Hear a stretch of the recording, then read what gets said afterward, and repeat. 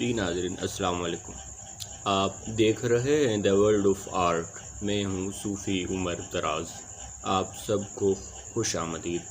آج ہم فن خطاطی اور بالخصوص خط ثلث اور خط نسخ کے ایک نامور اور چمکتے آفتاب محترم جناب استاد اسماعیل زاہدی صاحب کی زندگی اور ان کے جدوجہد کے ان گوشوں پر روشنی ڈالنے جا رہے ہیں جن پر آج تک بات نہ ہو پائی۔ استاد اسماعیل زاہدی صاحب کی پیدائش اونیا میں ہوئی اور نوجوانی کی عمر میں ہی ان کے والد ذی وقار محمد قبطین انہیں استنبول لے آئے۔ زاہدی صاحب کو بچپن ہی سے فن خطاطی سے والہانہ لگاؤ تھا، چنانچہ استنبول میں ان کو اپنی صلاحیتوں کے اظہار کے بہترین مواقع میسر آئے۔ ابتدائی طور پر استاد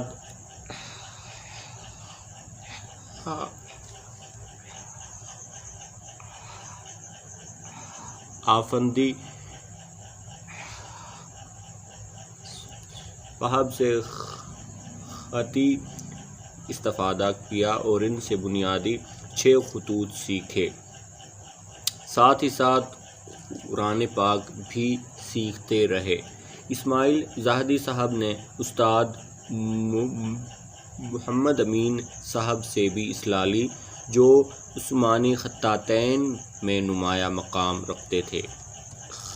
خطی تربیت کی تکمیل پر جب انہیں استاد کی جانب سے اجازہ ملا تو انہوں نے اپنے نام کے ساتھ زاہدی لگایا اور باقاعدہ طور پر کام کرنا شروع کیا۔ سلطان مصطفیٰ سوم شاہی محل اور عدالتی امور کی کتابت کے لیے کسی اچھے خطاط کی تلاش میں تھے، تو انہوں نے جب اسماعیل زاہدی کا خط دیکھا تو ان کی تقرری عثمانی شاہی محل میں استاد خط کی حیثیت سے کر دی اور ساتھ ہی ساتھ عثمانی دیوانی یعنی عدالتی امور کے معاملات کتابت بھی ان کی نگرانی میں طے پانے لگے اور شاہی محل و دیوان میں پوری زندگی اپنی خدمات انجام دیتے رہے۔ اسماعیل زاہدی صاحب کے خط کی نمایاں خصوصیات ان کی رفتار تھی۔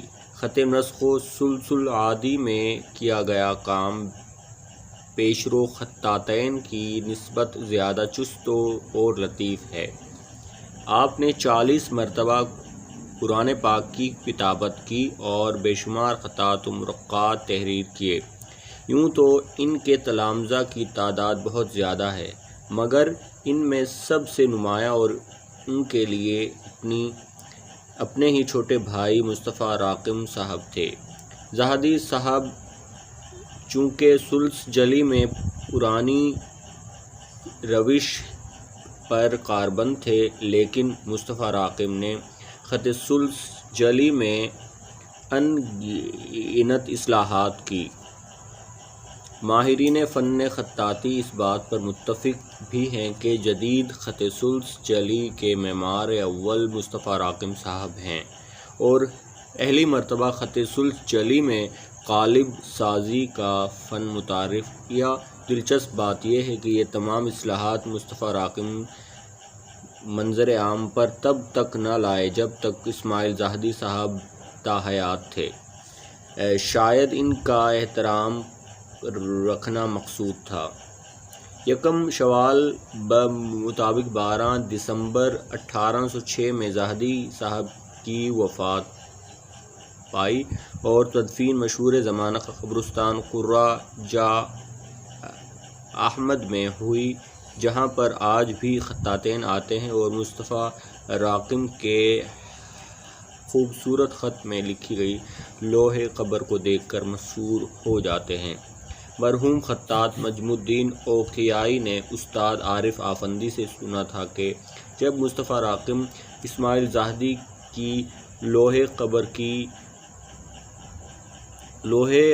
قبر کی قالب سازی کر رہے تھے تو اسی دوران ایک رات انہوں نے خواب میں اسماعیل زاہدی کو دیکھا جو اپنی لوح قبر کے قالب کو بغور دیکھ رہے تھے، اور انہوں نے مصطفیٰ راقم سے کہا کہ لکھے گئے تمام عمودی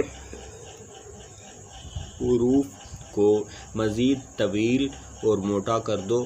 جب وہ جاگے تو انہوں نے خوابی اصطلاح کے مطابق ایسا ہی کیا